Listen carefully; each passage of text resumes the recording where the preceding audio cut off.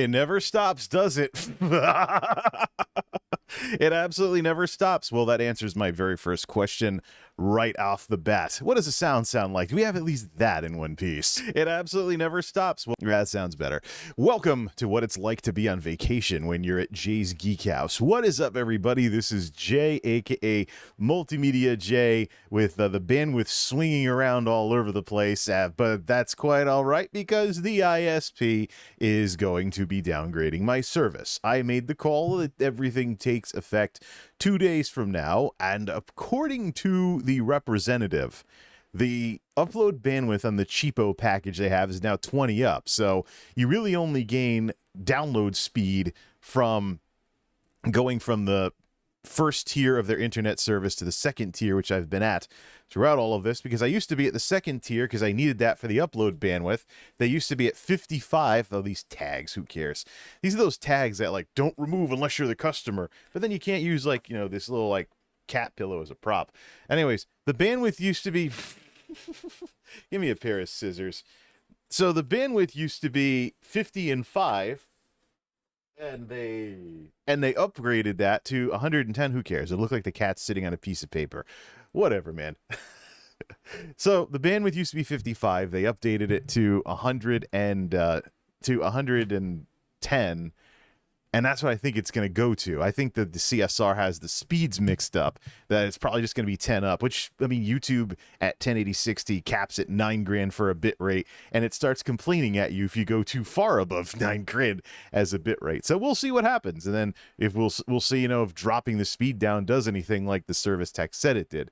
This is all a showdown between myself and the service tech. I think the service tech was full of beans, didn't have any idea what he was doing, and I know for a fact he didn't have any idea what he was talking about with certain things related to electronics, because he talked about amperage like it was created instead of drawn. So fundamental differences between voltage and current, he wasn't all that sharp on. So here's how I see it. Either I'm right and there's a problem with this service, and they can't provide the reliable service they did for the last 2 years, so why pay more? Or the tech was right, and my modem is really flaking out after only 2 years.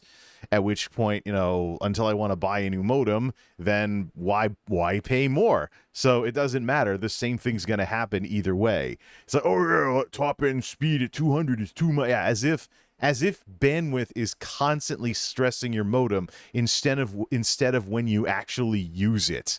It's like, really? It's enough. Worst comes to worst, I can test this very easily by just throttling things at my router, so my router never point blank uses that amount of traffic in the first place. Just set it to like 110 and throttle the speed, because it's going to change over to that anyways when the modem restarts, and the provisioning speed changes in 2 days. So either way, we shall figure that out. So what am I doing? Yeah, well, first of all, vacation. So here way early, so late is in quotes, air quotes, for Late Night Nerd Lounge. By the way, welcome to the Late Night Nerd Lounge, Some of the after-the-fact folks will be watching this later. I'm sure that they will. Or listening or whatever. I'm looking to get these discussions into the listenable category on YouTube at some point. So here's the situation with things. The reason why I'm here early is because, number one, vacation. Number two, videos are better off done late at night or whatever else I want to do. But I don't want to get too sedentary because I have a couple of days off from work. I've been doing lots of running around, lost 20 pounds, and I'm in great shape in terms of the whole cardio side of things. So I've been sleeping better at night and everything, so I'm not going to be a lazy ass. This is the free time that I wanted to have to get things done, including things that have been on the to-do list and some seasonal stuff, as well as some unfortunate stuff that has come up that I have to deal with. So throughout the pandemic, with all the lockdowns and other stuff and things being all weird at work, I basically never took the snow tires off my car for a couple of years. I just rotated them in the fall. They're dry rotted after only 3 or 4 years. So, oh boy, I got to get some tire foam for the next ones, and just use it in general to just like constantly armor all the tires or something, because getting smacked for $500 because of this stuff. But it's still cheaper than if your tire blows out and you crash the darn car. It's like they got you either way. So that's one of the things on the list of things to deal with. The tire shop has them in. I got to go down and get those things put on, and then pick up some tire foam, and if anything else, spray the darn tires. But as far as the internet stuff goes, hey, look, another swing. As far as the internet stuff goes, we'll figure out who's right, and quite frankly, I think it's me. So this technician was really like, I don't know. I mean, when the main tool of the trade with these contractors that service your internet is a little mobile speed test box that's linking up to speed test for everything, it really makes you wonder. I mean, he did have a coax tester and stuff along those lines, but I was hoping that he would go, he would get somebody, grab a ladder and go check things at the tap where it comes off the utility pole. But he's like, I don't really feel like I need to do that. It's probably your modem. Well, if I have a flaky modem, I am not paying the rental fees with the ISP. I'll just use their bottom barrel service, see if it's better, because I know it has sufficient bandwidth to do Twitch streaming and YouTube streaming with and stuff along those lines, and we shall take things from there. So, YouTube good, Twitch bad again. I've already used this name on a chat stream earlier this year. YouTube good, Twitch bad again. That's what things are shaking out to. Last night, night shift last night. Yeah, too soon, Logan? Last night, aka night shift last night, I was talking about all the crap that's going on because of Twitch streamers. And there's also crap that goes on because of the platform as well. But for the last couple of weeks, it's been one bad thing after another, after another, after another. It's just been one bad thing after another, at the behest of the Twitch streamers. Well, not to be outdone, I couldn't even get a good night's sleep without waking up to what has had Twitch trending on Twitter all day long today. The announcement from the president of Twitch talking about revenue splits. To some people at the very, very, very, very top, they're going to make less money after they earn $100,000 on Twitch, because the 70-30, if you were lucky enough to be one of the top streamers on Twitch, to get into that, to have the numbers, to get a 70-30 rev split, and that's a program that's kind of been attritioning on Twitch's side, where they've had less and less people in it and offered it to less and less people. So if you were one of the top tier Twitch streamers that had 70-30, now it's 70-30 up in your, for your first $100,000 of revenue, and then it's 50-50 afterwards. This sounds like taxes. This sounds like something related to taxes. Yeah, so for your first $100,000 in income, your tax rate is this, and then from $100,000 to $500,000 is this. How do you take what's supposed to be an announcement to the users of your platform and turn it into something that sounds like something related to taxes like this? Seriously. Well, I think there's a whole lot of business buffoonery involved, and Twitter has been going crazy all day, and I want to apologize to the people who follow me on Twitter for my way too many tweets, retweets, continuing old threads. I've been doing way too much tweeting today, and so this stream is the beginning of me actually doing something else. Finally, which I'm sure some folks will approve of. But there is some business buffoonery behind all of this. So this is going to be the chat stream where we actually talk about the good stuff that YouTube is doing. I didn't want to talk about it last night when I was all tired from running around. Now, though, we are going there. We'll do a reaction to the Creator Insider video announcing these changes, and then we'll see if we missed anything. There's also a blog entry to take a look at. But first, I will do all this after a jazz intermission so that there is a very, very clear boundary between the crap with Twitch and the good stuff with YouTube. So here's the situation. Here's the situation here.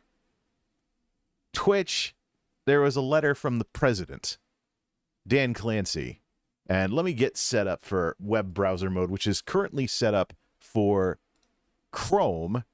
Oh, and the thing, before we let the point get away, the thing that I was talking about with regards to Twitch, or before you, excuse me, no, with OBS, I have uninstalled everything related to Stream Elements in case that was a problem. But I know from direct tests out to the internet that it is something from my modem out to the wide world that is causing this. And the service tech was like, oh yeah, but more people would be complaining if they're... Look, I think a lot of the problems with this has to do with the real-time nature of everything.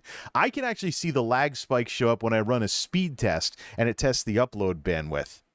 So it may, I mean, how many streamers do we have around here that aren't just doing like casual streaming of some game footage on their Xbox and they don't really care about it? There's like one person from this area out of everybody that I've met working in the large DCs and FCs in the area, the warehouses. There's been a grand total of one person who tried to be a Twitch streamer and did like 2 streams of League of Legends and then quit. That's it. That's it. Like 2 streams of League of Legends, very low quality because all she had was a gaming laptop, and she quit. She did a grand total of 2 streams, and then that was that with her streaming career. Oh, look, I got a no data warning from YouTube as well. So maybe there's a problem out near the ingest as well. Hey, look at that. Yeah, of course I'm getting warnings from YouTube.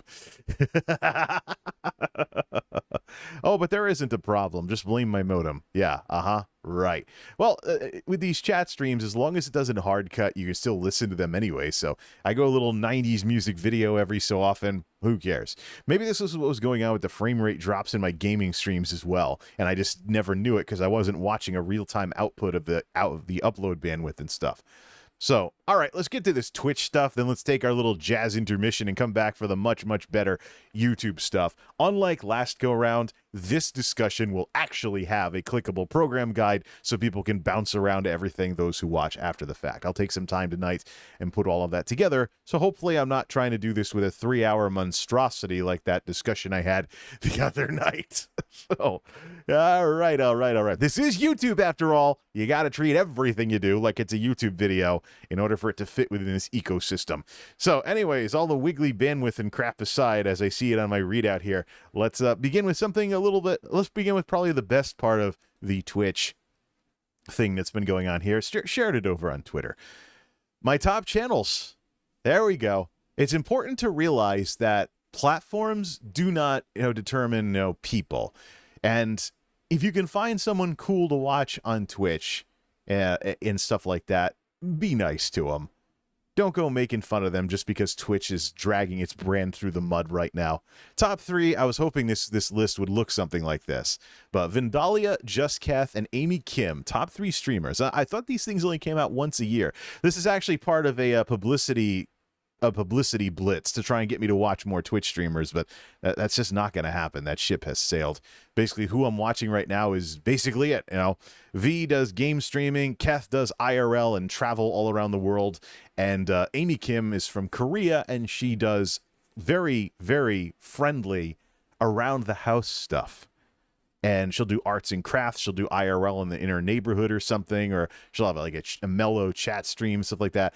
It's just a lot of what I found interesting with content these days from people that are streaming or doing videos is chill stuff, because I'm naturally rather wound up. I can be pretty wound up and boisterous, and sometimes, it's worth running into people who are more relaxed, so I can put it, so it puts a check, so to speak, on my own boisterousness. But all three of these folks deserve more viewers. So if you want to go follow them on Twitch and check out their streams, go right ahead. None of them have any YouTube presence, by the way. That's one of the reasons why I'm saying this today. None of them have all that robust of a YouTube presence. Kath has a highlights channel and stuff. I don't think I've seen anything from Amy on anything. And V, I think, has an issue with YouTube in general, but that's her decision. But yeah, check out these 3, obviously. Let's get on to this letter. A letter from Twitch President Dan Clancy on subscription revenue shares. Now, there's a whole bunch of business-ese type stuff. But well, let's just... and Devin Nash already has one of his deep dive videos on this, so there isn't really much for me to say. Devin went nuts with the numbers, but I think he got lost in the weeds. There's some more general business type stuff in play here that I want to talk about in my discussion on this. So let's see here. Subset of streamers got contacted about changes to their agreement terms, etc., and they decided to just say it to the entire user base. I don't want to say Twitch community, because I can tell you that the so-called community on Twitch is very, very divided. But the user base on Twitch basically got this blog entry, and this is what has been trending them all freaking day. And so they have this kind of business talk and stuff along those lines, but it's also the Twitch bowl effect all over again. There's always an element in all this Twitch stuff where they're blatantly taking advantage of stuff that their own user base doesn't know about. I mean, for example, the old flat CPM, before they rolled out their improved CPMs, which only gave them some parity with YouTube per impression. But I'm telling you right now, you will get more impressions on YouTube videos because of a more robust after-the-fact infrastructure on YouTube. So, we have any sound issues? You will get more. No, good. All right, so no, the concurrent number is bugging out again. Okay, YouTube, that's been going on for years now. Come on now. So, the thing with all of this is the Twitch bowl effect is basically, if all you know is Twitch, you're going to think certain things are good. But the minute you know about the world outside of Twitch, suddenly you find out just how much these people are taking you for a ride. Like the 50-50 revenue split. Well, that makes sense. Let's see here. The vast majority of Twitch streamers, you have these terms. Let's see here. Where is it? Streamers, back it up. Streamers, foundation of our community. Yeah, it's the only way you chose to back down on businessy type stuff like that. You chose to double down on live only, but let's see. Vast majority, etc., etc.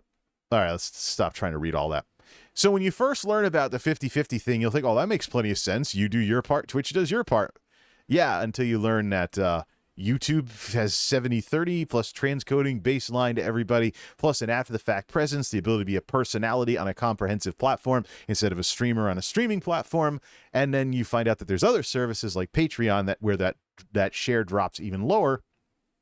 So if you're a Twitch streamer and you do the hashtag sub off Twitch thing and you don't really do much with emotes or something like that, or figure something out with the ads or something along those lines, third parties will offer you a better deal than what Twitch will do. The 50-50 sub split has been getting made fun of for years at this point, and that's only since I've been following. It's probably been getting made fun of for a lot longer, but I didn't really follow a lot of Twitch stuff until the 2020s. So here's the situation with this.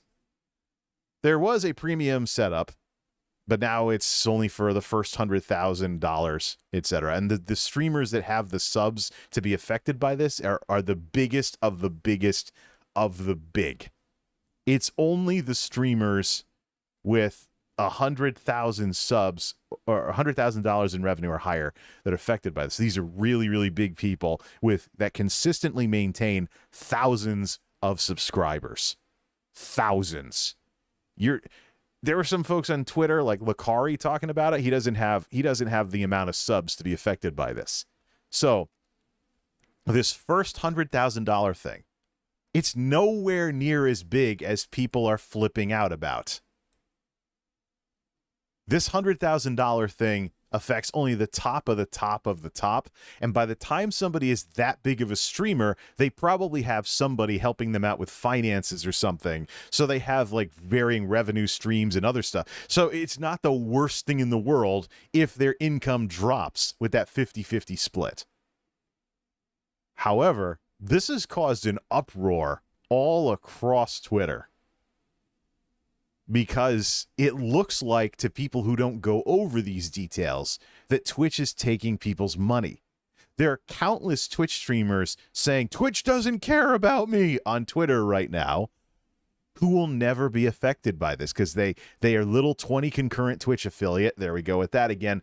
And so they are nowhere near where they need to be to even be affected by this in the first place. But they have a very negative opinion of Twitch today because of this. And Twitch has literally been trending all day long on Twitter because of this announcement.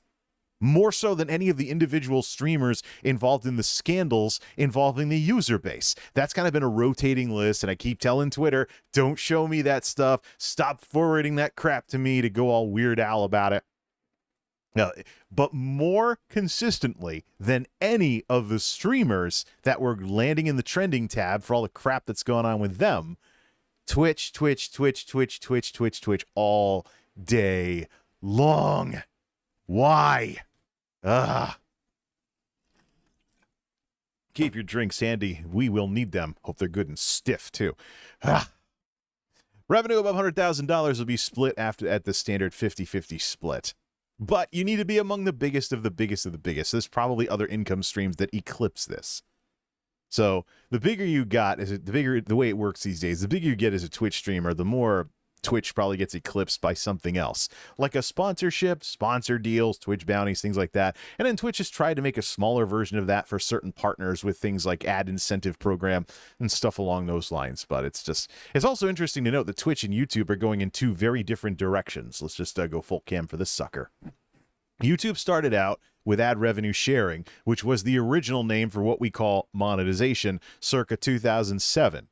So ad revenue sharing on YouTube. So it started with ads, and then the problems all began with the ads. There's the question of how many people to let into the partner program, because they don't want to, you can only sell so many ads. You don't want people's ad revenue tanking down to where it's not worth being in the program and stuff. And so there was things like, for example, ad revenue being gated behind a certain amount of activity, and stuff that's made YPP as stuffy as it is versus other forms of monetization on Twitch and Facebook. So you have all of that going on. And but since then, of course, with the exodus of talent from YouTube to Twitch, when Twitch introduced a variety of ways to monetize, to the point where people were talking about, YouTube maybe pays my internet bill, but Twitch can pay my rent. Because they talk about how great it was if someone subbed you for $5 a month, it blew away a lot of the ad revenue that you would get from YouTube, despite their dynamic CPMs and stuff like that. So when you had this exodus of people over to Twitch to become Twitch streamers, because there was more monetization and better ability to turn something content creation related into a full-time career, you had that going on. But hey, YouTube started with ads, and now they're moving in other directions. With this kind of a change, Twitch is starting with, YouTube starts with ads, then they move in the direction of community support. With this, Twitch starts with community support and moves in the direction of ads, raising the CPMs, trying to push more ads, get people to run ads more, run mid-rolls, AIP, use the ad manager, etc. Despite YouTube letting partners turn certain ad formats off, and there's a skip button even if you don't. You have all of that going on. So anyways, let's get back to this letter here. It's just interesting how the platforms are going in two different directions right now. I don't want to be like a snotty old guy who's like, YouTube good, Twitch bad, but it's these people leaving literally nothing else to really say at this point. So, and another thing, so all these rich people that are getting affected by this because they're top of the top of the top on Twitch, this doesn't happen until next summer. June 1st, 2023 is when it takes effect.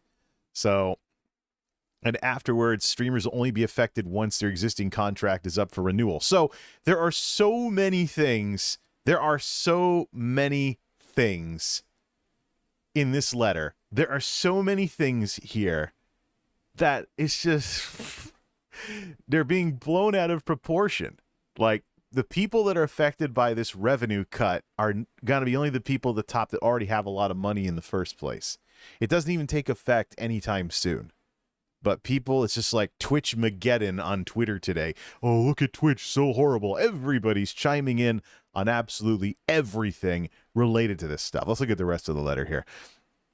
Why not 70-30? When we first established 50-50 split, it was to signal that we're in this together. Twitch Bowl effect. You all do the amazing work you do to create good content, engage with your audience, and grow communities. On our side of the partnership, it's our responsibility to make continuous investments in the products and people that make your growth possible. So at the time of this posting, more than 22,000 of you have weighed in on a user voice asking us to move all streamers to 70-30 and pay streamers faster. Let's chat about the latter part first. Let's see here. We're in the middle of rolling out the largest change to payouts in years by cutting the payout threshold in half to $50.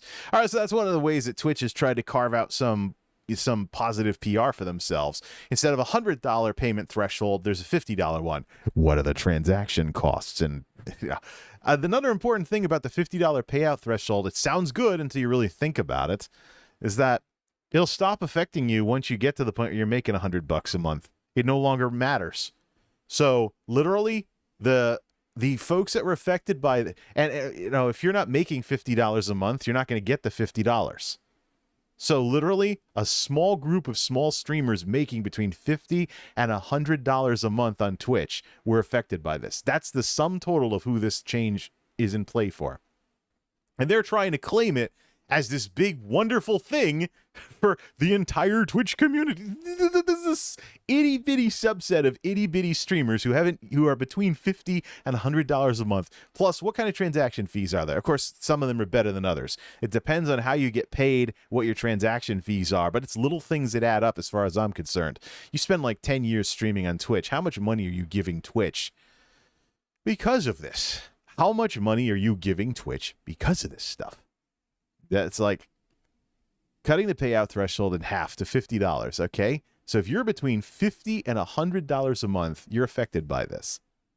And what are the transaction fees you're now getting hit with more often because of that?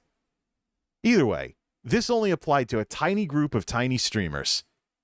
It didn't, this only applied to a small sliver of the total different size streamers thing on there. And they're like, oh, look, it's this great thing we've done. Let's see. And then there's the whole thing with, let's see here.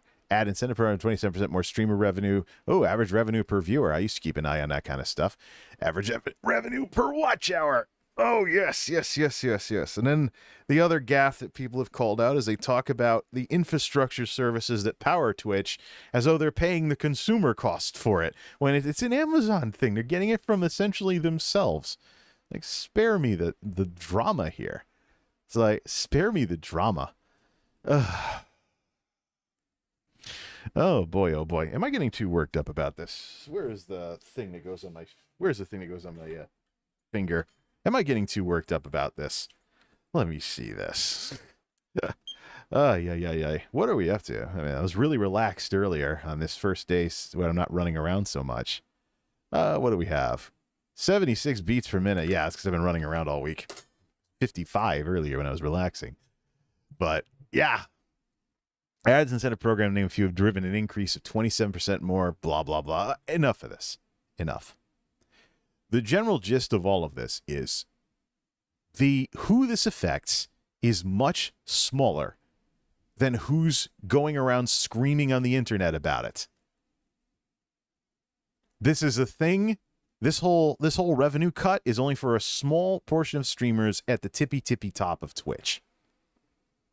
That's it. But because of what it looks like in light of everything that's going on,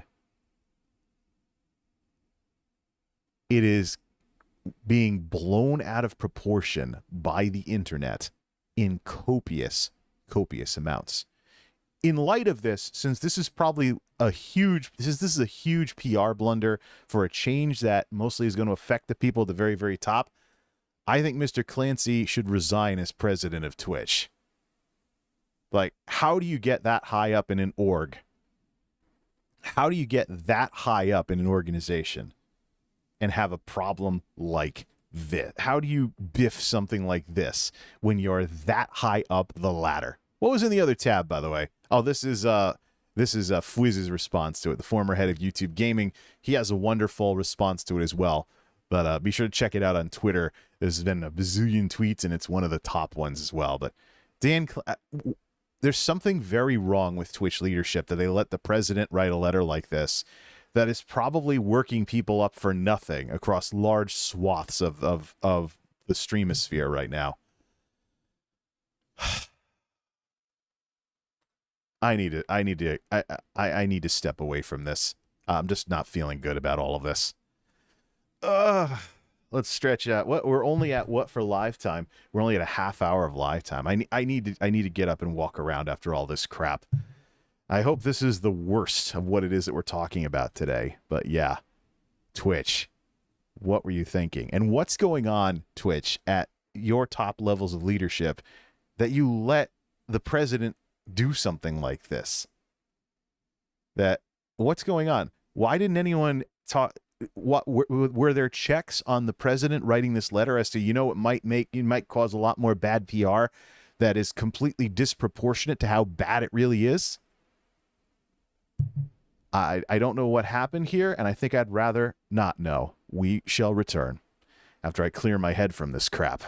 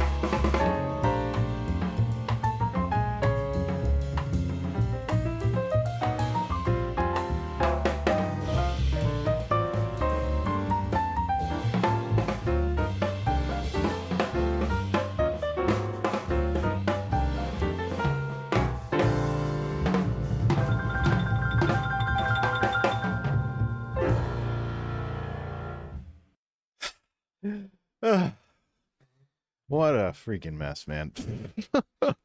Oh, man. Yeah, I took the extra time to grab the blood pressure meter and see how worked up I was getting because of all of this. Why am I even here?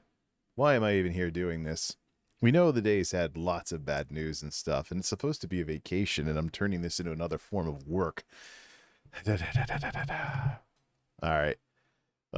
Let's quit being so counterproductive with all of this, and let's just do a basic reaction. Set up for reaction mode with the video. There's also a blog entry that goes along with this. So hopefully the worst part of our discussion tonight is behind us. It's getting hot in here too. Yeah, 77 degrees. Hopefully the worst part... We can always turn off the lava lamp. Or I already have the attic open, so if there's any heat seeping up there, I don't know. Otherwise we'll run some fans later. It's been a crazy week, man. Let's take a look at the announcement video on Creator Insider. Let's link up reaction mode. And probably fix this a bit too. Do I really need my name to be there? Let's link up reaction mode to there. Yeah, that should work. Let's link up reaction mode to the, where is it? Web browser. Switch it over to Firefox. Channel content and live streaming. It's not registering. Oh, we broke the browser. We broke the browser here. That's probably because I don't have it actually maximized. So minimized windows get dropped from that. Let's see. There it is. So Rene Ritchie, the YouTube creator liaison, took the stage, if you will, in YouTube's the Creator Insider video, talking about the features. So while Twitch has had all this bad stuff happening, YouTube has had a lot of good stuff being announced. Some of this is stuff that I was hoping they would do. Hopefully we can find our way into a happier, friendlier, more chill discussion than getting super worked up about all that Twitch garbage earlier. Let's begin. Hello Insiders, I'm Rene Ritchie, your friendly neighborhood YouTube creator liaison, and wow, but did we just announce a whole lot of updates coming to the platform. Everything from an expansion of the YouTube Partner Program, to Shorts ads revenue sharing, to new music licensing options. The YouTube Creators channel has a video up with the details and the timelines, and we'll link to that right below the like button. But right now, I want to get to our very special guest, YouTube's VP of Creator Products, Amjad. There's a blog entry for this too that I got to go digging for and link up to as well. Who's here to answer some of our immediate creator questions. Can you tell us a little about your work here at YouTube? Well, I lead the creator product team, and that includes all products that creators rely on, from YTA to Studio to things like our monetization program. Unrelated to the unrelated to the topic at hand, I gotta point something out here. Those are Apple AirPods or something based on it.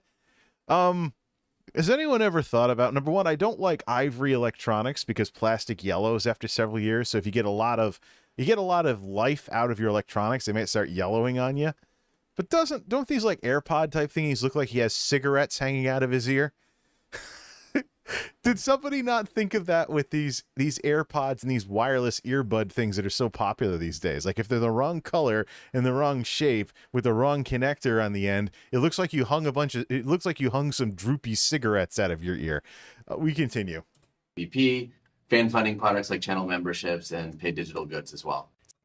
Though I actually know that some smokers will actually put a cigarette on their ear that's not lit, obviously. Similar to like people putting a pencil on their ear or something. So I don't know. It's just a silly thing. So first question, why? Why is YouTube making these updates, and why now? Because there's a big blue competitor named Facebook that is stirring. And if Facebook gets their stuff together, you're going to have the biggest social media platform in the world giving creators everything that YouTube has. And it'll be more refined than YouTube. Facebook is the competitor that YouTube would be strategically very, very scared of. YouTube does not have a feature set that would play ball with Facebook, mostly in the non-video areas. And then Facebook has the exact opposite. So it's Meta's game to win, and it's Google's game to lose. The main thing is we want to make sure we evolve with viewer habits and video consumption. That part too. It's one of the reasons why YouTube is as successful as it is. When we launched the YPP program 15 years ago, and it was called ad revenue sharing back then, it really was the first, and it kicked off what we call today the creator economy. Things have changed now. There's 10 ways to monetize. There's different formats. Most creators are leaning into multi-format. We want to make sure that we keep investing in products and policies and programs that continue to spur innovation amongst creators. Yeah, so creators are leaning into multi-format. Yes, they are. The reason why creators are leaning into multi-format is because as new forms of media or videos or pictures or whatever, as new formats become popular, you start to learn about them. You kick the tires on them, like what I did with streaming 2 years ago. Oh, about 2.5 years ago. You start to kick the tires on them, and basically you start finding out what each thing that you do is better at. I maintain to this day there are things that streaming is better at than videos. Videos are better at than streaming, and short form is better at than either of them. And then there are some things that text updates are good at and things that pictures are good at. So, but the real monster on the horizon that is getting away with everything right now is Facebook. People don't talk about Facebook. They just joke about, Facebook gaming was small compared to YouTube streaming. But you look at, for example, the current like Twitch-mageddon that's going on Twitter right now. Everybody's talking about, oh yeah, you're going to prop up YouTube. YouTube's going to be way bigger. YouTube's like the go-to platform for people that are mad at Twitch. YouTube has its own problems, Twitch streamers. But Facebook's kind of just sliding under the radar. Like, look, Facebook just announced that they're going to fold YouTube. They're going to that'd be a monopoly situation and trigger antitrust law. Hostile takeover YouTube. No thanks. Facebook is going to fold Facebook gaming into its core suite of products. So Facebook Live now includes everything formerly in Facebook gaming, aka they're taking a step to become more like YouTube. Let's dive into the specifics. What's happening with YPP, shorts, and music, and what's the overall goal here? Our number one goal is to make sure creators continue to choose YouTube as the platform to build their audience and to grow their business. We've got 3 big changes that are part of today's announcement. First, we're going to be expanding the YPP program to cover more creators earlier in their life cycle. For shorts-focused creators, give them a set of qualifications where they can also join the YPP program after hitting 1,000 subs and 10 million views in 90 days. Okay. Second thing we're doing. All right, this is the biggie here. Let's get back to that slide again. 1,000 subs and 10 million views in 90. Bonk. I'll just cut them off for this one. So here's where we get to the part about the YouTube Partner Program that I've been very, very critical of. In 2020, when we were getting into this whole multimedia meta discussion type stuff, we did a comparison of what it took to get monetized on Twitch, YouTube, and Facebook. Facebook was the easiest. Twitch had Twitch Affiliate, which was the only of those 3 platforms that had any kind of requirement for concurrent viewership. And then YouTube has 4,000 public watch hours and 1,000 subscribers. So here's the issue. There's some big issues with this, so give me my pointer. Even though it's a YouTube video, I'll try not to click it and interrupt myself. So first off, we have the subscriber system. I seriously question whether YouTube should even focus on subscribers anymore. I think they should reward content creators who are regularly making stuff, trying to get better, and reward people's efforts. Don't tie it to an arbitrary number like subs. Because anybody who knows anything about YouTube can tell you that YouTube is becoming more and more of a post-subscription platform. There are so many algorithms and so many ways that YouTube tries to pass you stuff for you to watch. There's so many algorithms out there these days that are trying to pass YouTube stuff along to you that do you even need to subscribe anymore? Isn't it kind of turning into a chore to click subscribe or even click like instead of just let the algorithms monitor your whoop beep? Somebody's picking somebody up.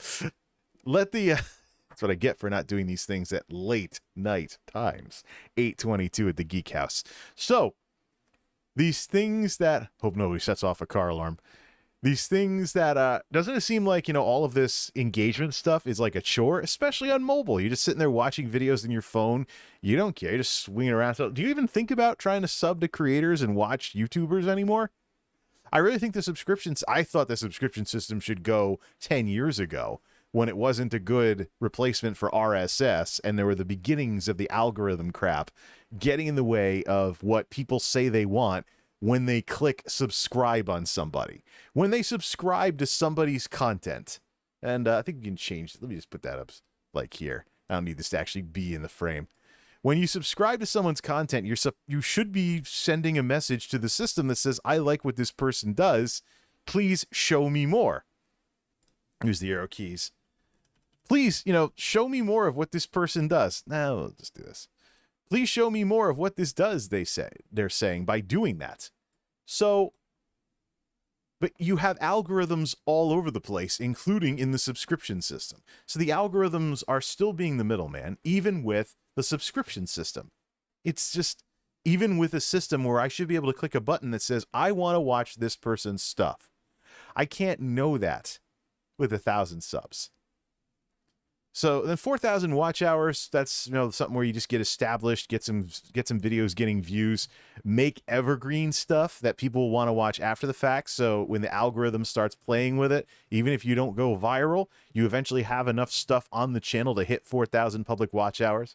Streaming, by the way, you got to think about it. If you stream and you can get a streaming audience, that's a great way to get those public watch hours too. If you don't, get rid of your replays. Because your average concurrence for the entire stream is a multiplier usually for your watch hours. So I get like Logan and DJ and some folks stopping by. If I stream for an hour or so, that's like 3 or 4 watch hours just from that one stream. So it's interesting mathematics behind all of that. But getting to 4,000 just requires you to put in some effort, but it is incredibly steep compared to the requirements to get monetized on Twitch as well as Facebook, and Facebook might be coming more into play as Facebook tries to position itself as an alternative to this Google service. All right, so then 10 million valid public shorts views in 90 days means that the shorts route to this has a quicker time window than the past 12 months of making videos and streaming. So here's the issue I have with this shorts thing. It makes sense because YouTube has YouTube Shorts now.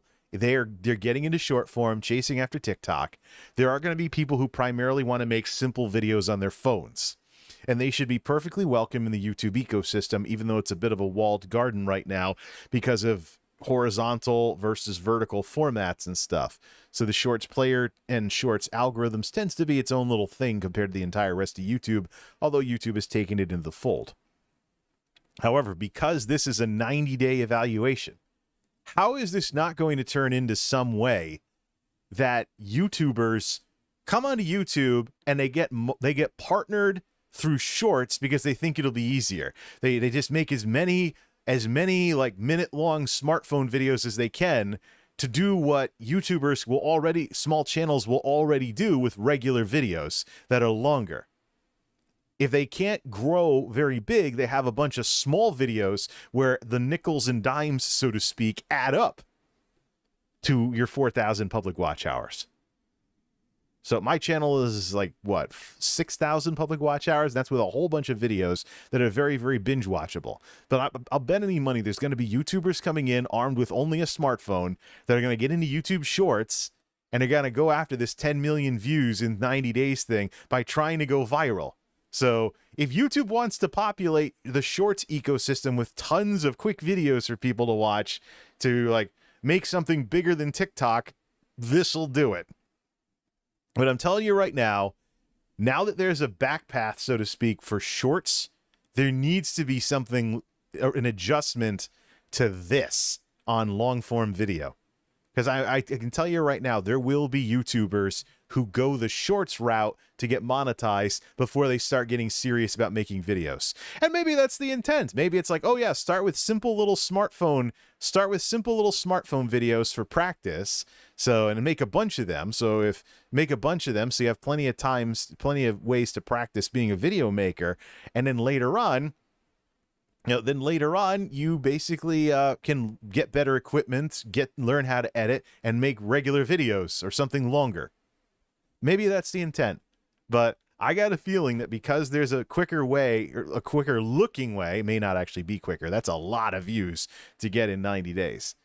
because there is now an alternative to that 4,000 thing, which myself and numerous other people think is a little high, and the 12-month evaluation period is the longest in the industry versus 3 concurrents in a month to get affiliate on Twitch. And I think it's like 14 days to join Facebook Level Up. This has to be reevaluated at some point. This absolutely has to be reevaluated. Otherwise, we're going to start seeing people doing their darndest to go viral, which is what actually a lot of marketing firms did in the 2000s. When viral videos first became a thing, when YouTube started taking off in the 2000s, there were marketers and other people that wanted to try and manufacture a viral video. That attitude is still around today with like channel growth gurus and stuff like that. But I'll tell you right now that there is a shorts path to getting partnered, there will probably be creators who go wild with shorts and flood the system, or maybe flooding the system will make that 10 million views a lot harder, and then eventually move on to something bigger. If that's intended, oh well, but it's just, something seems kind of weird about this setup. It needed to exist, but what YouTube settled on kind of makes me think about it a bit. Definitely gets the gears turning. We continue. Days. Second thing we're doing is we're changing the game on shorts monetization, bringing back all of the amazing stuff we did when we launched YPP 15 years ago. In other words, it's actually going to exist. One of the problems with short form is that you have like a fund or something. YouTube was kind of copying TikTok earlier because TikTok had some kind of thing. The problem is the more stuff there was, the less you could potentially get paid. But now YouTube's going to work on serving ads in between YouTube shorts when you're binge watching on your phone. So hopefully companies out there are good at making ads that look passable as YouTube shorts, so people aren't as jarred by them and they can get more ad impressions that way. I don't know. I'm curious about YouTube Shorts, but I could never find anything that I could really do with the vertical format. So I could answer people's questions or little things I have here and there, but the quick O-Flicks things that I do, the short ones that actually are quick, are probably the closest thing I've had to YouTube Shorts over the years. And the third thing we're doing is we're changing how licensing works and reinventing licensing for music, making it much easier to use high-quality music at scale. So don't freeze frame the YouTube Liaison here. So creator music, similar to what you're seeing with other platforms around these days.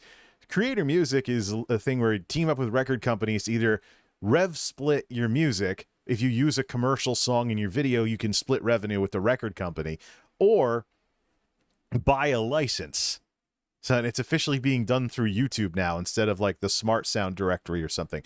As somebody who actually does keep an eye on Facebook, I can tell you that Facebook has a more robust music library for people making videos on Facebook that includes real songs, not like special tracks like what the YTAL is, like real songs. So you can actually go over there and treat it like a jukebox or something if you've ever seen Facebook's answer to the YouTube audio library. So real songs. Yeah, and so YouTube has been overdue for something like this for a very long time. I'm glad there's finally, number one, attempts to reach out to the record companies and get a way to license music for use in YouTube videos. And number two, alternatives to the stock tracks on the YTAL. There are some good tracks on the YTAL though. There are some pretty good tracks on the YTAL. Many of them are done by indie artists, and you can link over to their YouTube page and see what other stuff they're making. It's kind of a publicity thing to submit something to the YTAL if you're involved on YouTube. But yeah, creator music, that's definitely something cool, especially if you remember what happened with Twitch DMCA 2 years ago. Licensing for music, making it much easier to use high-quality music at scale. It's a lot of updates and a huge change to YPP.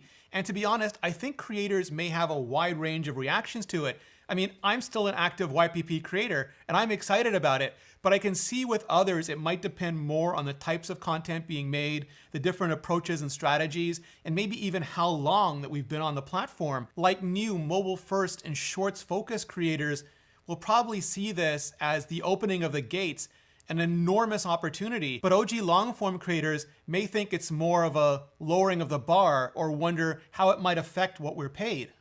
All right.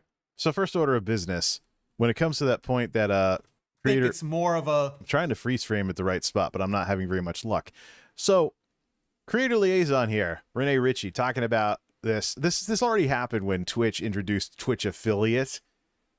So the Twitch partners got mad. There might still be some angry tweets out there somewhere.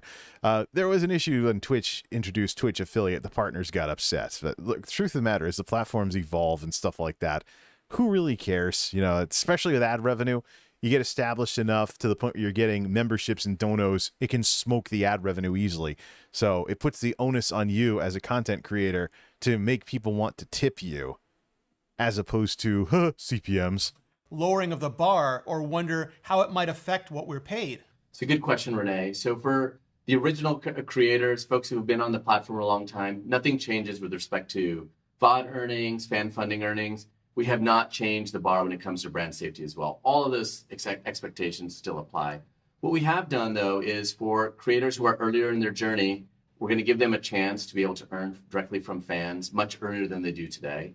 And for creators who are focused primarily on shorts, we'll give them a chance to earn opportunity to apply for YPP just in the same way long-form focused creators can do today.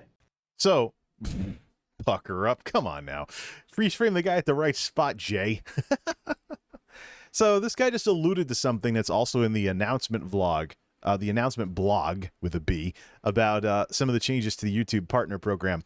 One of the things that is on the table for the middle of next year is exactly what I was talking about, a YouTube answer to Twitch affiliates, where you get access to supers and fan support earlier than access to ad revenue. This will solve a lot of problems too. One of the reasons why the YouTube partner program was gated several years ago was too many people got into it, and it tanked the ad revenue versus the amount of ads that were sold.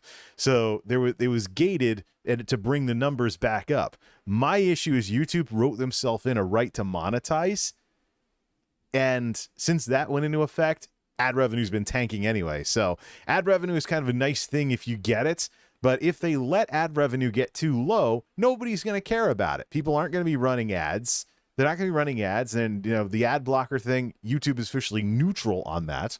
But people running ad blockers and people going, I don't care, run ad blockers. The ad money is crap anyways. So at some point, there's going to be some bean counter somewhere in the company that's going to be like, well, why are we letting ads fizzle like this? It's scalable. It's something we can make more money off of. Let's do something to try and bring ads back or something. Opportunity to apply for YPP just in the same way long-form focused creators can do today. What about the 45% split, though? Oh, I just noticed he's wearing one of those wireless earbud things, too. It must be the lighting, though. The other guy, it looks like he's got a cigarette hanging out of his ear. Not here, though. It looks more plasticky. I don't know. That's the first thing my, and I think most creator eyes just locked onto from the announcement. Why is revenue share for shorts different than it is for long form? Most folks who are in short form today are earning through a fixed fund, and a fixed fund doesn't commit a specific percentage to the creator. In fact, it's up to the platform to determine each and every month how they're going to divide that up. What we wanted to do was to be as transparent as we are on all our other products and make a commitment to creators who are focused on short format.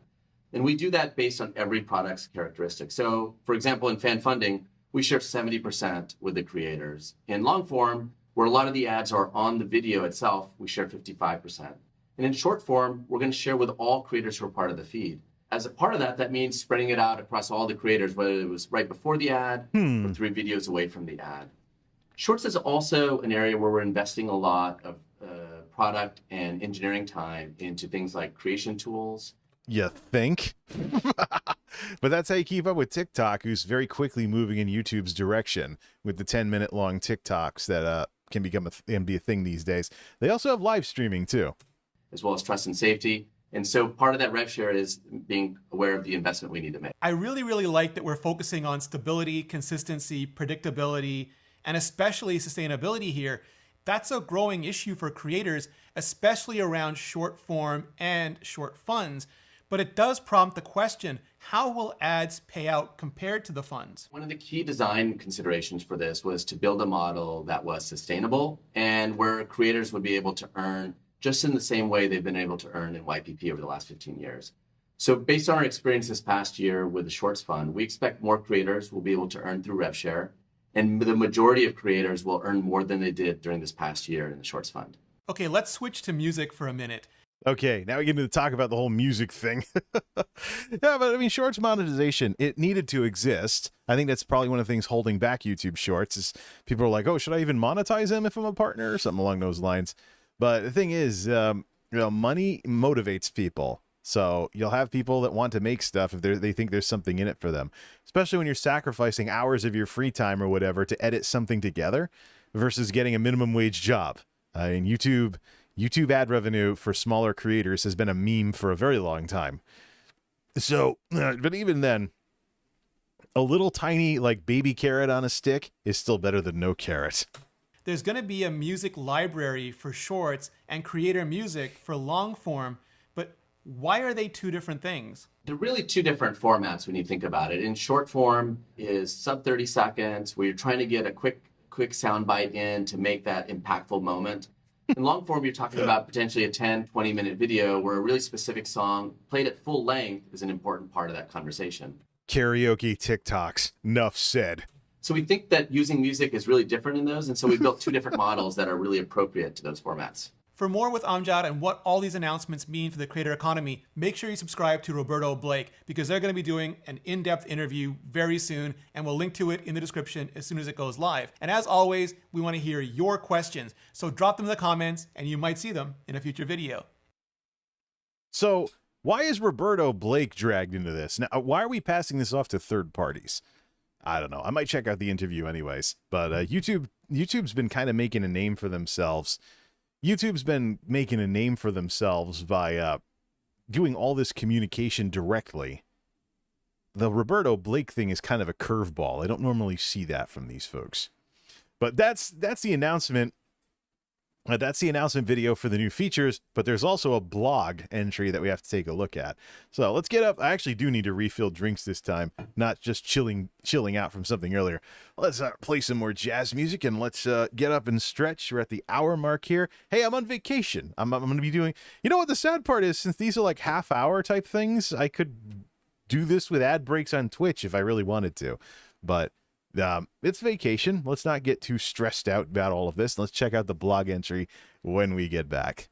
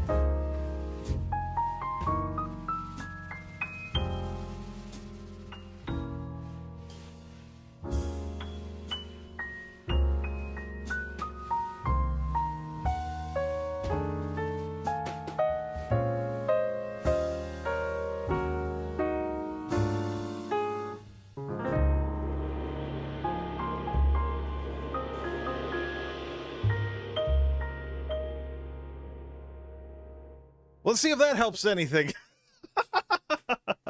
Let's watch that output graph and let's see if things change any, because I went that, wow, man, you're doing more breaks and less streaming. Hey, it's supposed to be a vacation. I'm supposed to be relaxing. But I had this idea after I got the drinks refilled. Why is this thing popping bubbles on me? Nothing's carbonated or anything. I had this idea after I had this idea of, well, you know, the technician said maybe the modem's flaking out. So I was like, what about heat? Let's try giving us some active cooling. So I have a little like fan the size of a small, well, smaller than this thing. I actually put a fan up to the modem and turned it on. So it'd be interesting if let's see if we still get any more lag spikes, because it is 77 in here and that modem only has passive cooling. So maybe I should look into like a really small low power fan to like give it active cooling instead. That's kind of the one thing that network devices like that don't seem to have. So we'll watch the internet performance and see if maybe it's a heat issue. That'd be interesting, because I don't know.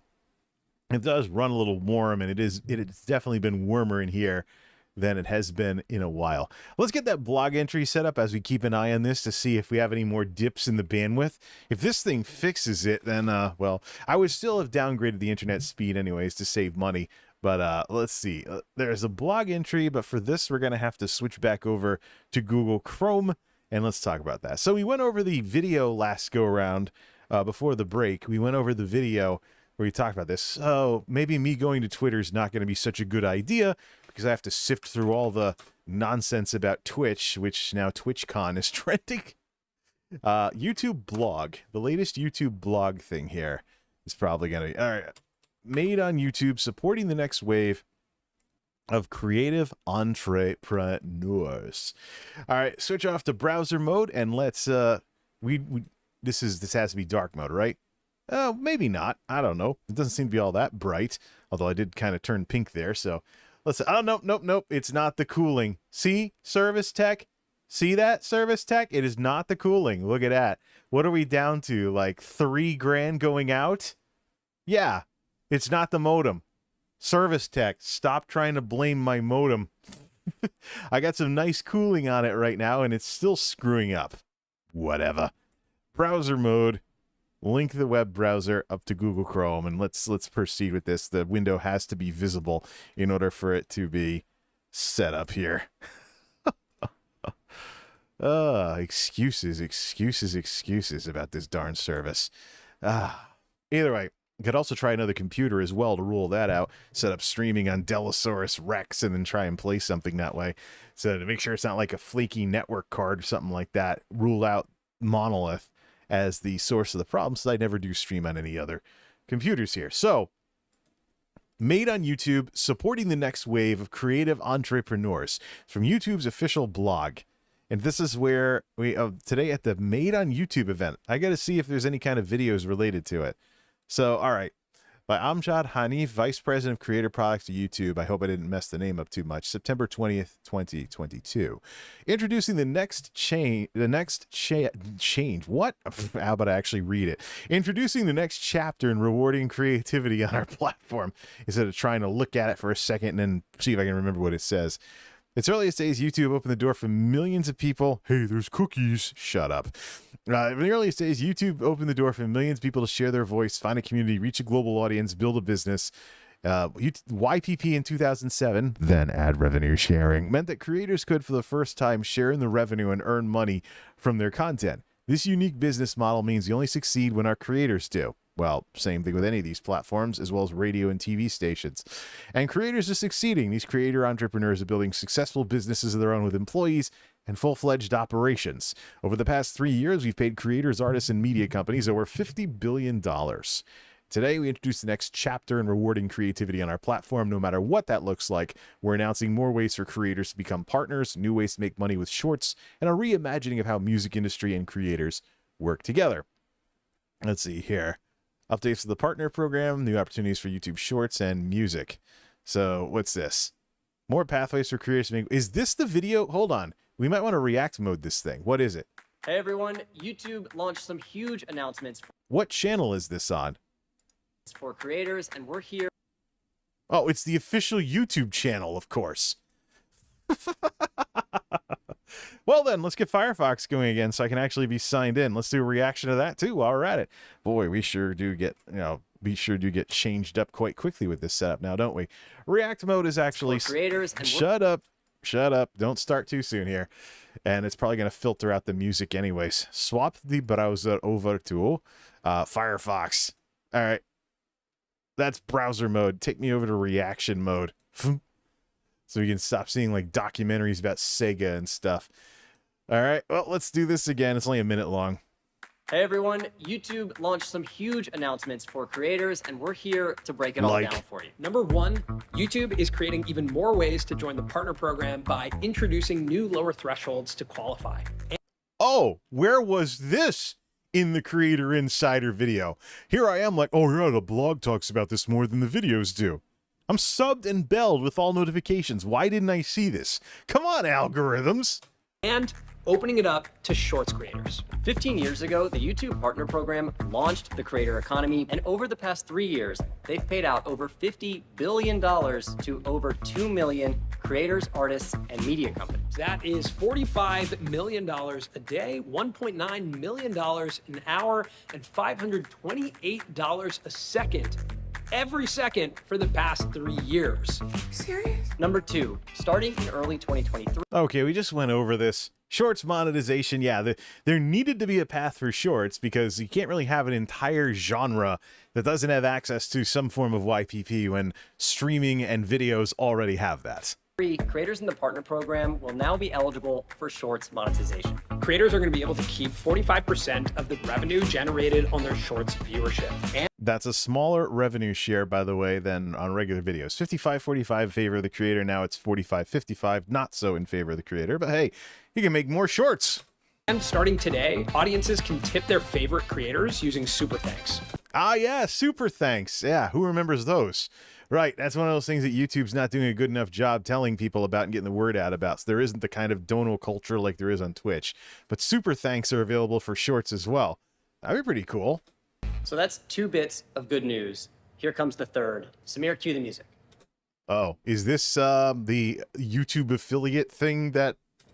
Number 3, YouTube is introducing... No, it's creator music. Creator music, allowing us creators to access a growing catalog of popular music that we can then use in our long-form videos. The program is still in beta here in the US, but it's going to roll out to more markets in 2023. This is from the YouTube audio library, right? What's this? What's the music that they're using? Well, I'm not seeing any auto pickups on that. All right, well, it's probably filtered anyways, so let's see here. Get back to the reaction stuff here. So with these announcements, YouTube continues to show their commitment to us as creators, as well as to the partner. The background music is too loud, folks. It's like, I don't know whether to listen to you or jam to your background music. Program that launched the creator economy 15 years ago. Now more creators... 7%, by the way, 5% to 15% is a good background music thing for making videos. Can make more money in more ways on YouTube. Is that Marcus Brownlee? I'm Colin. And I'm Samir. Thanks for watching. Yay! And now we're back to a mix of gaming and political crap. Well, I thought that video would actually have it, but obviously it doesn't. Whatever. All right, so we watched the darn video. Let's link back up to the blog thing. There. Yeah. More pathways for creators to make money. Back when YPP began, horizontal video and ads the only thing. Now there's all kinds of other stuff. We talked about this earlier too, and we talked about all of this earlier. But here's the big one. Starting in early 2020, that's shorts. No. Next paragraph. We also want to support creators who are even earlier in their YouTube journey, from gamers showing off their speedruns to trend-setting DIY makeup tutorials. A new level of YPP with lower requirements will offer earlier access to fan funding, features like Super Thanks, Super Chat, just highlight this one, Super Stickers, and channel memberships.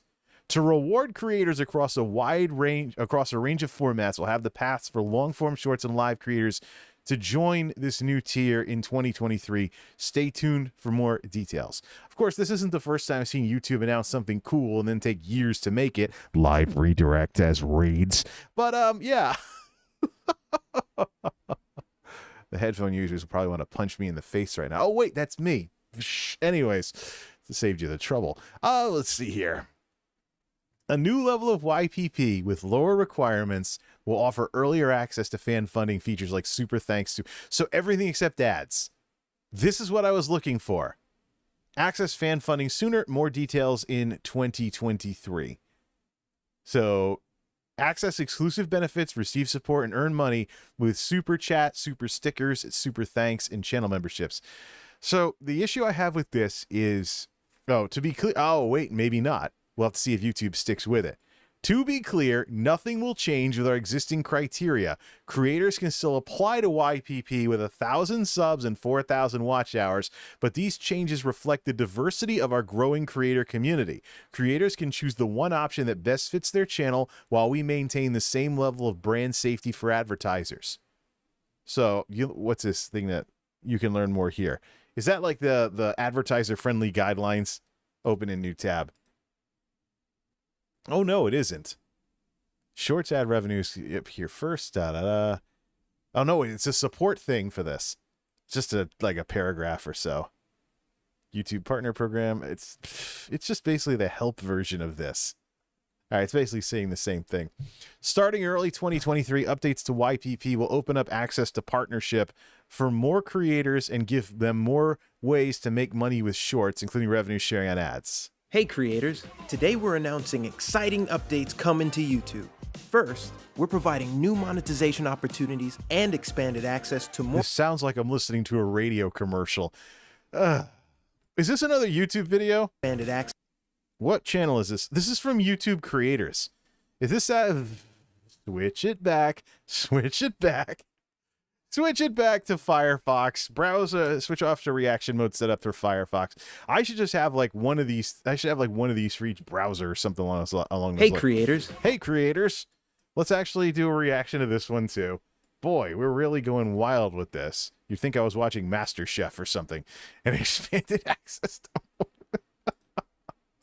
Maybe I do have two separate sources. Oh no, that's like made in YouTube and stuff along those lines. Firefox. There we go. All right. Well, this one. All right. So this is from YouTube Creators, which is an official YouTube channel. So you've seen Creator Insider, YouTube, and YouTube Creators now. What's this video about? Hey creators. Hi. Today we're announcing exciting updates coming to YouTube. So loud. They obviously compressed the hell out of the audio in order for this to go to phones. First, we're providing new monetization opportunities and expanded access to more creators with the YouTube Partner Program. YouTube is a place where creators of all types can thrive, so we're building out the program to better reflect that and reward all the amazing content you create. Second, we're rolling out new ways for Shorts creators to sustainably grow on YouTube with ad revenue sharing and super thanks. We're also introducing Creator Music, a new destination in YouTube Studio that gives creators easy access to an ever-growing catalog of— Oh, this one's 5 minutes, and they have chapters. This is like the beginning of it and stuff. But what's with this loud background music? Well, here's the thing with YouTube and setting things up for smartphones. There are parts of the world where the internet is primarily done on smartphones, and watching YouTube is primarily done on smartphones, including India, one of YouTube's biggest markets, where YouTube's actually the biggest streaming provider. So there's in places where there's more smartphones because there's more people, maybe smaller place to live or things on the go, or people being on the go more often, which is the better explanation. You have situations where the smartphones are actually worth catering to in today's world. It's kind of brought back the broadcasty type elements of radio, where the sound would be set up so that even if someone had a crappy radio on the other side, they could still listen to what you were saying and still hear you.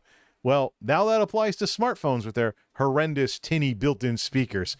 What a world we've lived in, that we've gone around the world to find ourselves back at home again, as the old saying goes. music for use in their videos while still earning money from ads. We'll walk through what's changing and some next steps for you. So let's dive in. The updates to the YouTube Partner Program, also known as YPP, will make it easier for more types of creators to earn money, access exclusive benefits, and receive support as they grow their— Showing my age. I'm thinking about that old 80s rap. And I'm like, why isn't there a cringy corporate YouTube parody? You down with YPP? Yeah, you know me. Please, let's watch the video so I can stop thinking of this stupid stuff. Channels. Starting next year, YPP will now include expanded eligibility thresholds that give creators different paths to partnership. Creators can still apply to be a part of YPP once they've reached 1,000 subscribers and 4,000 valid public watch hours in the last 12 months, but this model might not work as well for everyone. Yeah, it's the worst in the industry. And the worst part is it ties way too many things that you should have as a creator to advertising, including your brand friendliness. What if you have somebody who is not advertiser friendly at all? It's not worth putting ads on their videos ever, but they have a very, very, very supportive fan base who wants to support them without going out to a third party like Patreon to do so. Or Subscribestar is another alternative service I've heard about for that. Why would YouTube miss out on all of that? It's like, this is probably the Twitch affiliate lesson, except hopefully no stuffy exclusivity, YouTube. You already don't do that crap. Now, unless people sign exclusive custom-made contracts and stuff like that, like the signed creators came over from Twitch. But YouTube, this is the stuffiest monetization requirements in the entire industry. It has been long overdue. I'm very curious what the details are, but I guess I'm gonna have to wait until next year. But I've been very, very curious what the details of this actually are. What's the threshold going to be? Can it get to the point where, you know what I want it to be? I want it to be, even if it's crap, because you get like one member or one super thanks every month or one super chat if you go live or whatever. I want it to be where if you are serious about content creation, you have the supers right from the start. It may take you forever to hit the $100 payout threshold, but at least you don't have to grind your way up, especially with a 12-month evaluation period with the 4,000 public watch hours. That's like a deterrent to starting additional channels if you already have one that does stuff and you're not like some business that does this stuff professionally. It's like, these requirements have been way too high for way too long, and the rest of the industry is capitalizing on that. The big one to watch is Facebook, which the Level Up program, which they, by the way, waived subsplits on to try and grow it and stuff. The Level Up program had very easy requirements to become a monetized streamer. But this, however, this is antiquated. And yeah, maybe they'll keep it around as like a higher tier or something like that for people that have put in the work and have been making videos for years. But there needs to be something for the people that want to become YouTubers.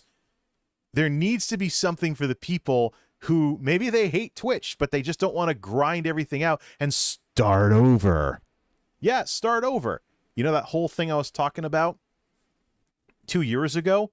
Where, if you're an established YouTuber and you want to become a Twitch streamer, you shouldn't have to start from scratch and have to go nuts grinding to affiliate.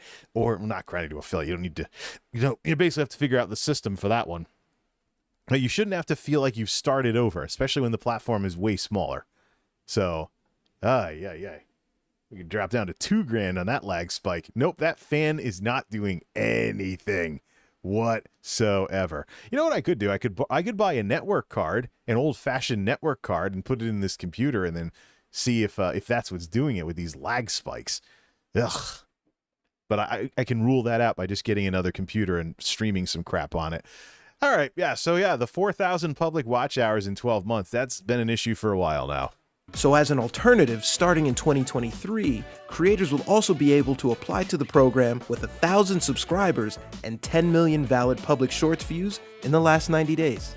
In addition, we'll also introduce lower eligibility thresholds for YPP creators to access fan funding even earlier, such as super thanks, super chat, super stickers, and channel memberships. Took you long enough, YouTube. These new eligibility thresholds for fan funding will apply to long-form video, live stream, and shorts content. More details will come next year, but we hope this will help creators make deeper connections with their fans and make money earlier in their journey.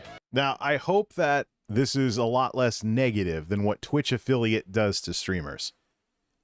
Twitch affiliate is kind of like it locks you into exclusivity with the stuffy stuff that kicks in when you hit your 3 concurrent viewers. The YouTube answer to this, though, needs to respect the creator and work to earn their repeated use of the platform. Not be like, sign this legal agreement and say that you're never going to multi-stream. We can't have that crap. Not in today's world. No. We can't be having that nonsense going on. No. It'll be interesting what happens to Twitch exclusivity when this launches, though. And especially if Facebook gets in on the action with the changes they're making. To expand access to YPP and make this new suite of benefits possible, creators currently in YPP will be asked to sign new partner program terms starting early next year. We'll provide more info in the next few months, and we hope this update helps to empower more creators to have creative flexibility and to earn money in whatever way works best for them. Next, we're excited to announce new ways for creators to make money with Shorts. Our ads revenue sharing model has always been tied to creator success. YouTube only succeeds when our creators do. That's why we're expanding our ads business model into Shorts. Now, let's be clear, especially all the hatred towards YouTube Shorts that exists on this platform these days. And I'll click like while I'm doing so. So hopefully the algorithms don't have me miss this thing. TikTok is working on becoming another YouTube, but with smartphones. They have short form, they have live, and I would argue that with a 10-minute limit, they have videos. Now all they need is a community page and robust profiles for the other stuff. TikTok has been aggressively trying to grow. This had to be done. One of the rules in business is if not you, then who? If you don't do something as a company, who will do it? And what will the effects of that be? Will it be your competitors? And the effects of that will be what they are? If not you, then who? We continue. Last year, we launched a temporary Shorts fund to reward creators and inform how we develop a long-term solution for sustainable growth with Shorts. Beginning in early 2023, any YouTuber. I caught the reference, but it took me a while. Any YouTuber who is seeing this should be laughing their ass off at the graphic they used here. Yellow $sign. Oh yeah, YouTube succeeds when people get demonetized. Okay, let's continue. A long-term solution for sustainable growth with Shorts. Beginning in early 2023, all current and future YPP creators will instead be eligible for revenue sharing from ads viewed between Shorts in the Shorts feed. Revenue from these ads will be added together and used to reward Shorts creators and help cover costs of music licensing. From the overall amount allocated to creators, they'll keep 45% of the revenue, distributed based on their share of total Shorts views. The revenue share remains the same no matter if they use music or not. There are no changes to the existing revenue sharing model for other ad formats on YouTube. We also know there are many ways to make money on YouTube beyond ads. So early next year, we're expanding Super Thanks to Shorts, which will let viewers show their appreciation for their favorite shorts and lets creators interact with their top fans through highlighted Super Thanks comments. And finally, we're launching Creator Music, a new way for creators to find and license music they can use in their videos while still earning ad revenue. Facebook did something like this first. Nobody talks about Facebook. Nobody mentions it. Nobody thinks of Facebook as trying to become an omni-media platform. Nobody. That's like the old social media that took down MySpace and grandma sends spams you with memes on. No. I think Zuck is kind of holding things back a bit, but Meta could totally throw their weight around if they really wanted to. YPP creators will be able to select songs from our growing library, pick a licensing option, and make their next video even more epic, all within YouTube Studio. The best part? You'll still collect revenue from ads. We plan on offering a wide range of licensing price points and usage options. Creators can choose to pay a sum up front to use music in their video and still keep the same ad revenue share they'd usually make on videos without any music. So that's how stock tracks work. That's what I started with. before YTAL became a thing, and of course there were problems with people submitting stock tracks to Content ID and trying to take people's ad revenue. There were problems. Oh, that's what I did. That could get expensive, though. You could be talking like $50 to $100 a song for a commercial license. And if it's coming from the record labels, those prices might get steep. We'll have to see what the numbers shake out to. Or, for some songs, they cannot purchase a license and instead can share a fixed portion of the ad revenue with the artist or rights holder. This, I think, is what the record industry might want to do more often. There's already a system. There was already a workaround that allowed you to do this. The way you would do this under the old system, and that's probably part of why this exists. The way you would do it is you would make a musical watermark. You would record something that would serve as a musical watermark that would go into all your videos, and then you would register as a musician on Content ID, set up your watermark as a copyrighted work, and then Content ID yourself. So if you had something from the record companies and they claimed you, instead of taking all your ad revenue, you'd split the claim with them and you'd do 50-50. This just eliminates the need for a workaround in order to get that. Although I suppose, if there's nothing else in play with that. Another important thing when it comes to music on YouTube, if they do this, another incredibly important thing when it comes to YouTube music on YouTube with this kind of a setup is that this situation and this setup, this whatever, man. Another important thing to remember with this whole fiasco going on with all of this is that there used to be a system. Yeah, that's what it is. There used to be a system where YouTube had a list of copyrighted songs and commercial music and what would happen to you, and they kept a list going of what the record companies chose to do for their Content ID policies. So if you use the music, would nothing happen? Would you get claimed? Would you get blocked? Would you get a copyright strike? There used to be a list where you could look up what would happen if you used commercial music in your video and then make the decision as to whether you wanted to give up the ad revenue or not. The problem is the power of death. Rights holders can change what the policies are, and unless there's a cooldown that gives you time to use the song scrubber to remove the copyrighted music from your video, you run the risk of making a video when they're doing revenue sharing. You run the risk of them doing a video, of them claiming your video, and then changing their mind and giving you a DMCA maybe years down the road when they change their mind on the entire system. Let's see here.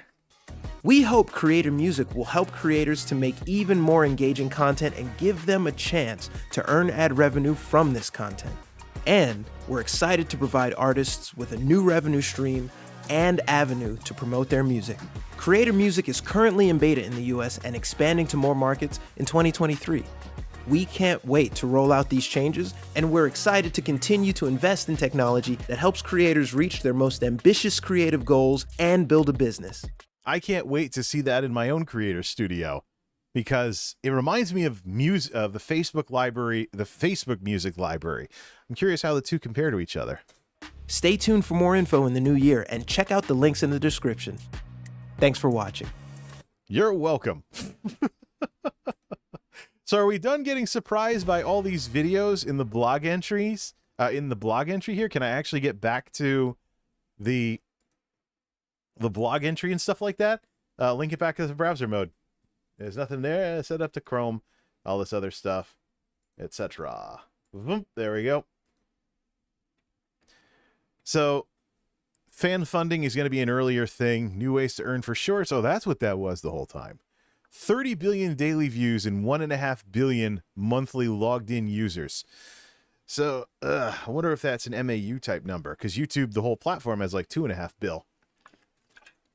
I don't think that's MAUs, but start rewarding new creative class. We've launched a temporary shorts fund. Now we're expanding a unique business model, the new format.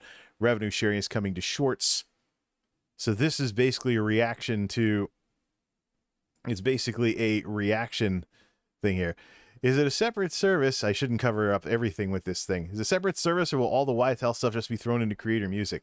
Well, YTAL already has a license. You just you have a you can use it license for that. I wouldn't be surprised if they blended them together, Because right now, actually, there are multiple licenses that are supported.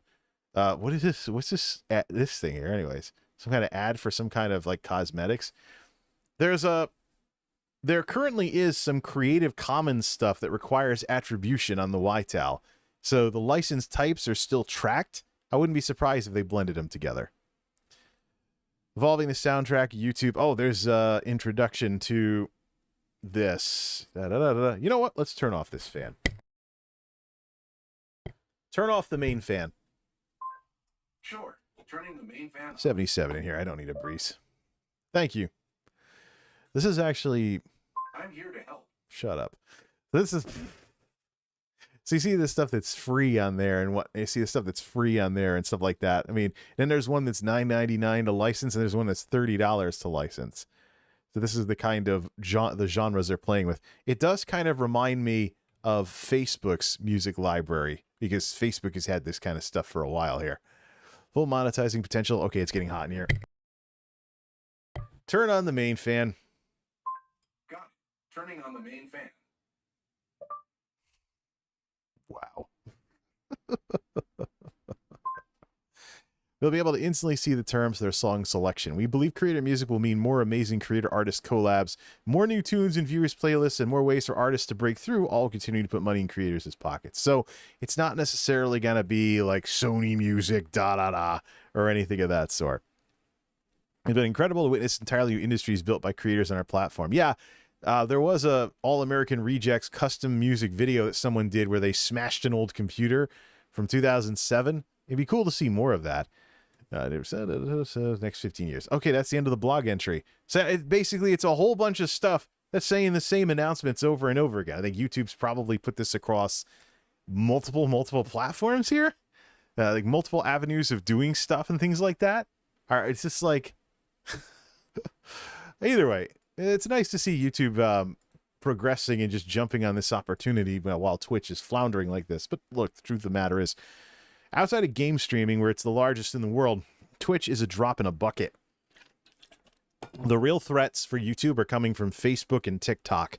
We haven't mentioned TikTok very much, but they are aggressively expanding. They do have security issues, though, and they do have some other weird things going on like that. But TikTok, we know, is the tail that wagged the dog when it came to short form. And now YouTube has shorts and stuff, and people may be upset, but that's the way things have developed. Things change over time. And then you have the whole situation with Facebook. I got to go dig around their video options and their creator studios and see what exactly is there. I know they have a more robust music option than the YTAL. So, yeah. The real threat is Facebook. 2.9 billion monthly active users, larger than YouTube. If they could reinvent themselves as an omni-media platform in addition to personal social media, they'd be huge. They'd be the evil empire, if you want to use a Star Wars reference here. 9:18 at the Geek House. We got nearly 2 hours of live time out of this 1:45 and stuff like that. Probably knock out some of those jazz intermissions, but yeah, YouTube good, Twitch bad. Again, why did it have to be this way? I don't know. But it's supposed to be a vacation over here, so why don't I relax instead of getting myself all worked up with all this chat streaming? And I do have a video from Labor Day weekend that I've been meaning to finish for weeks now, and now I have days to do it. And the modem still sucks, or whatever. Oh well. Let's get to it then. Till next time, this is MultimediaJay signing off. Thanks for stopping by.